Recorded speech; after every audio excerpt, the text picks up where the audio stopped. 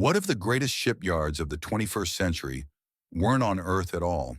No ocean, no gravity, just giant factories orbiting above us, welding spacecraft together where they'll actually live, in space. That future just came one massive step closer. Right now in Earth's orbit, a machine called the Metalvox Arc is doing something humans have never done before, welding in space. It's blasting charged electrons and metal wire together, fusing metal with no air, no gravity, and massive radiation. And the crazy part? It's actually working. This isn't a science experiment anymore. It's the first piece of a future space factory. Building rockets on Earth is a bit like building a submarine on land and then throwing it into the ocean. You build it here, only to launch it into an environment it was never meant to be built in. But welding in space flips that idea upside down. We build spacecraft in the environment they're meant to operate in. No launch stress, no size limitations, no need to fit inside a rocket. Imagine ships the size of skyscrapers, assembled with robots, drifting just above our planet. The welding robot up there isn't being piloted like a video game. It's driven by AI-assisted controls, adapting to extreme temperature swings and microgravity automatically. It feels the metal through sensors. It adjusts its welds in milliseconds. In space, precision is survival, and artificial intelligence is the only thing fast enough to handle it. The same tech that powers self-driving cars may soon build the spacecraft that take us to Mars. So what's next? Think orbital construction platforms, floating shipyard, swarms of robots that mine asteroids for metal, melted in solar-powered furnaces, and 3D print parts the size of football fields. And once we have metal harvested in space, we stop launching materials from Earth entirely. A Mars ship could be built in orbit and leave straight from a shipyard floating above our planet. Cargo ships could ferry mining tools to asteroids. Space stations could expand like modular cities.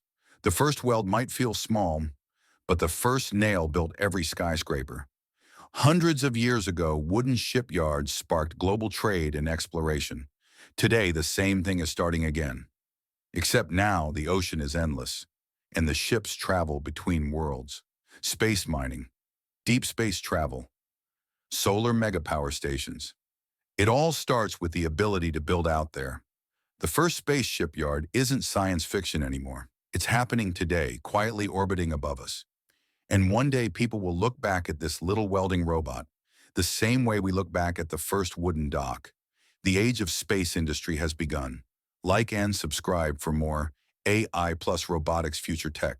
Imagine walking into work one morning, and the new guy they hired doesn't breathe, doesn't sleep, and learns faster than your entire team combined. Because this isn't a person, it's a humanoid robot. And version 1 already does the jobs we thought were safe. Yeah, this is happening. Humanoid robots have been promised for decades, right? Every year a shiny prototype walks across a stage, stumbles a little, waves, and then disappears back into a lab. But this time, something is different. We are looking at the first generation of humanoid workers that don't just follow instructions. They actually learn, like humans. And if version 1 looks like this, well, buckle up.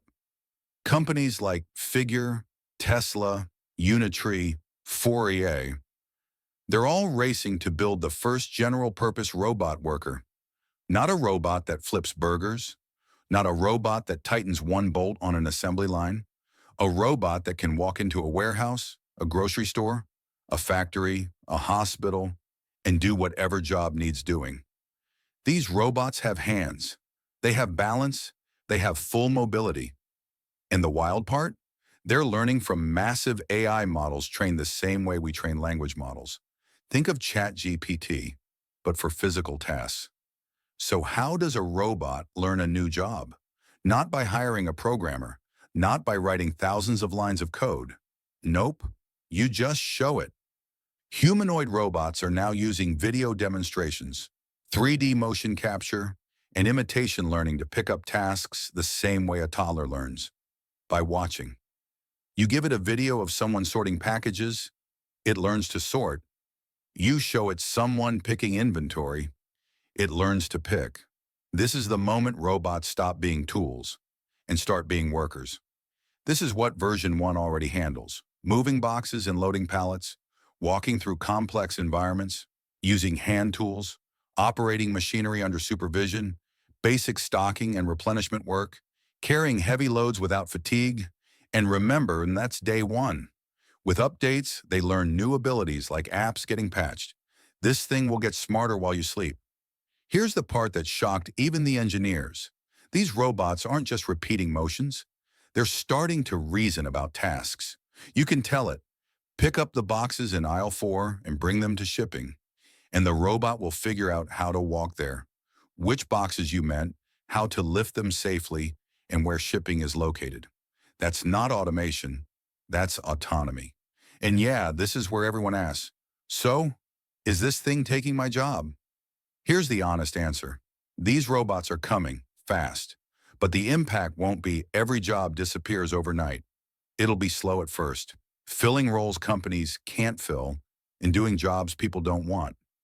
Dangerous work, heavy lifting, repetitive warehouse tasks, late-night shifts. Think of it like the early days of computers. Weird, limited, and then suddenly everywhere. If version 1 can already do general labor, version 2 gets scary good. Better balance, more intelligence, longer battery life, human-level hand dexterity, and the big one, robots communicating and coordinating with each other. Imagine 20 of these working together like a pit crew. Every warehouse, every distribution center, every factory, transformed. This isn't a question of if, it's a countdown. Remember, the brain running these things is evolving too. As AI models grow, robots instantly get smarter. No hardware upgrade needed. One firmware update, and suddenly your robot knows 100 new tasks. We've never had a technology that upgrades entire physical workforces with a software patch. That changes everything. So here we are at the beginning, version 1. A robot worker that doesn't complain, doesn't call in sick, doesn't need training manuals. A machine that learns, adapts, and works. And this is just the start. The next industrial revolution won't be machines replacing humans. It'll be machines working alongside humans, changing what's possible. This robot worker is only version 1, but its brain is an AI model that's getting smarter every single day. The real question isn't, can it work? It's what happens when the AI inside a million robots becomes self-aware. Subscribe to my channel to stay informed. Link in the description. This AI doesn't answer questions. It doesn't wait for instructions. It doesn't even need a human to guide every step. You give it a goal, and it hires other AIs to get the job done. Entire teams are being replaced, quietly, without announcements, without layoffs. And once you understand how these systems actually work, you'll see why jobs are disappearing faster than anyone predicted. Most people think AI disruption looks like chatbots or productivity tools. That's not what's changing the workforce. Over the past year, companies started deploying AI agents, systems that don't just respond, they act. At first glance, they seemed harmless, automation tools to speed up work. But users quickly noticed a pattern. These agents weren't waiting. They were making decisions. And that's when the real impact started. AI agents work very differently from chatbots. Instead of asking for step-by-step instructions, you give them an objective. For example, research competitors and create a market report. Then they break the goal into smaller tasks, assign these tasks to other specialized AIs, collect and review results, deliver a finished product that one human supervises. The AI becomes the team. Think about that.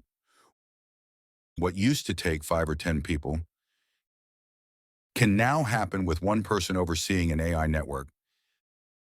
This isn't theory, it's reality. Companies are already using AI agents to write and debug software, run customer support end-to-end, generate marketing campaigns, analyze massive data sets, automate research and reporting. These systems never forget context. They don't slow down, and they improve every week. It's not augmentation anymore. It's replacement. And here's the kicker. It's not intelligence driving this. It's cost. AI agents work 24 hours a day, scale instantly, and cost a fraction of a human salary, and don't require HR, benefits, or training. Companies aren't necessarily firing people. They're just not replacing them when someone leaves. The change is quiet, almost invisible. But it's already here. Most people assume AI will replace simple jobs first. That's not true. The first pressure is hitting white-collar, entry to mid-level roles. Junior developers, analysts, marketing operations, customer support, even research assistants. It's not about talent, it's about leverage.